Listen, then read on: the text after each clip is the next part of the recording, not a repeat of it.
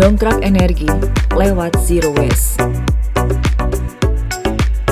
Indonesia saat ini menjadi negara yang memiliki jumlah penduduk terbanyak keempat di dunia, mencapai 264 juta jiwa. Ini tentunya membawa dampak konsekuensi yang tinggi, salah satunya jumlah sampah yang dihasilkan. Perkembangan industri dan teknologi juga dapat membawa dampak negatif, salah satunya menambah volume, jenis, dan karakteristik sampah yang semakin beragam.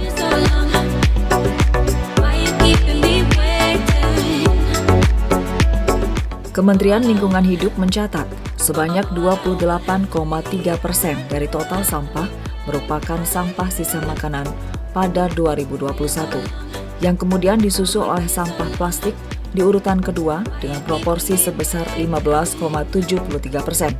Sebanyak 12,75% sampah berupa kayu dan ranting. Kemudian sebanyak 12,36% sampah merupakan kertas, karton, dan sisanya terdiri dari sampah logam, kain, kaca, karet, dan kulit, serta lainnya.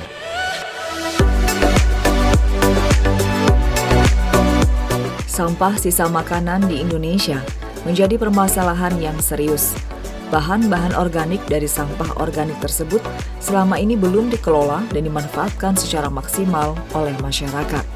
Padahal bahan-bahan organik dari sampah organik ini mempunyai potensi yang besar untuk dimanfaatkan kembali menjadi barang yang berguna dan bisa mempunyai nilai ekonomi yang cukup besar. Sayangnya, pengelolaan sampah selama ini belum maksimal.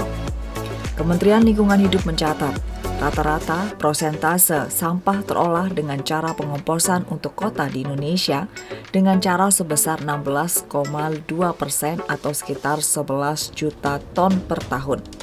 Masih terdapat 82% sampah belum terkelola. Sampah yang tidak terkelola dengan baik akan menimbulkan dampak negatif.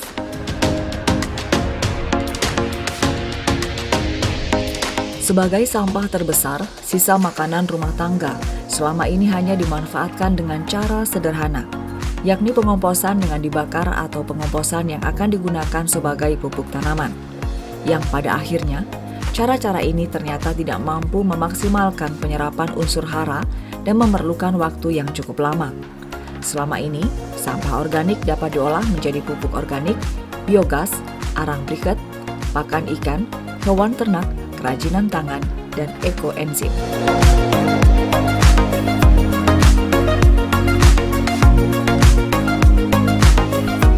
Ekoenzim adalah cara untuk mengolah sampah dapur menjadi sesuatu yang bermanfaat. Ekoenzim dibuat dari limbah organik yang difermentasi, seperti buah-buahan dan sayuran. Salah satunya Pokmas Ngudi Tirto Lestari, Desa Sobokerto, Kecamatan Ngemplak, Kabupaten Boyolali, Jawa Tengah.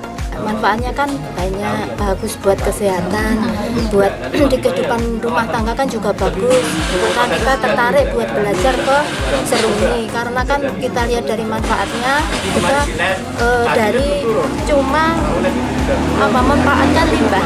Dari kita masak kan ada limbah, dari ada mungkin sayuran ya nggak kepake, dari buah yang sudah busuk nggak kepake, kan bisa dimanfaatkan gitu loh Pak. Itu yang membuat kita tertarik untuk membuat ekoenzim.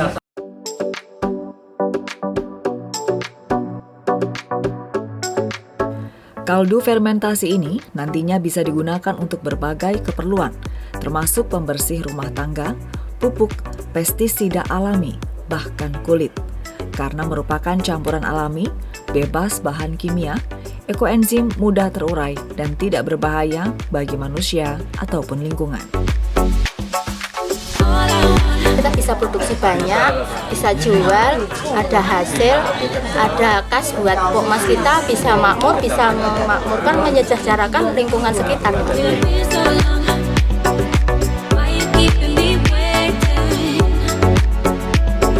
Tak hanya sisa sayur dan buah saja, jelantah yang merupakan minyak sisa penggorengan juga menjadi limbah yang mencemari lingkungan.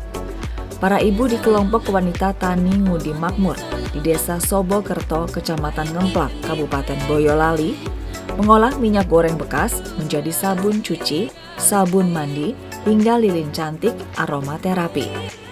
Proses pengolahannya pun terbilang sangat mudah, karena tidak sampai berminggu-minggu hingga bulan. Kalau masyarakat sekitar kan kebanyakan minyak kebanyakan dibuang gitu aja. Kita berinisiatif bikin supaya itu bisa dimanfaatkan, nggak sia-sia. Jadi kita kumpulkan dari masyarakat sekitar juga, dari sedikit itu kan jadi banyak, kita olah jadi bahan ini. Jadi kan nggak dibuang sia-sia lagi, nggak mencemari lingkungan lagi gitu tujuan kami. Ini sudah berapa lama Mbak proses ini? Kurang lebih 2 bulan, baru 2 bulan proses yang minyak jelantahnya baru 2 bulan.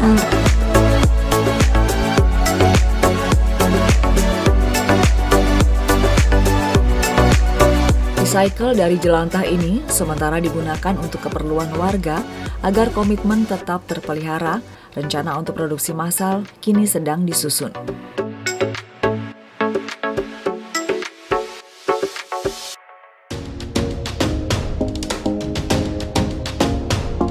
Ekoenzim dan pengolahan jelantah hanya satu dari sekian ribu upaya untuk menjaga lingkungan di tengah isu global warming. Masyarakat tidak bisa sendiri dalam upaya reduce dan recycle limbah. Dan PT Pertamina Depot Pengisian Pesawat Udara Adi Sumarmo ambil bagian dalam pendampingan dan pelatihan di masyarakat.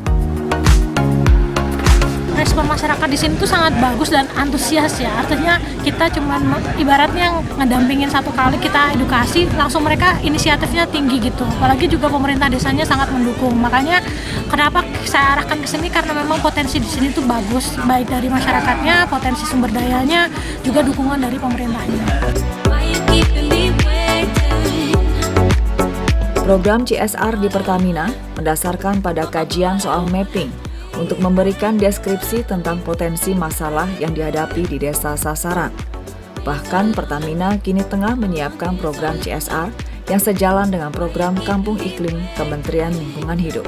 Kedepan ya kita memang berperan juga dalam program-program pemerintah yang mana memang kita ikut juga kan di tahun ini program Kampung Iklim yang dicanangkan oleh itu program nasional ya, dan di Dinas Lingkungan Hidup Kabupaten Boyolali kan memang didorong juga untuk bisa memunculkan program-program di desa-desa yang baru. Nah, tahun ini kita juga mengikuti program itu karena salah satu rujukannya kegiatan itu adalah kembali ke organik.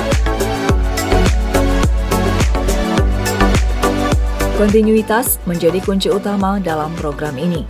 Kehadiran pemerintah daerah untuk lebih mengembangkan yang telah dirintis oleh warga sangat diperlukan. Ini ke depan akan kita kembangkan lebih baik lagi dan lebih sukses lagi. Ini yang pertama nanti untuk warga dulu, kalau nanti hasilnya sudah baik, akan kita kembangkan mungkin nilai ekonomis yang kita harapkan.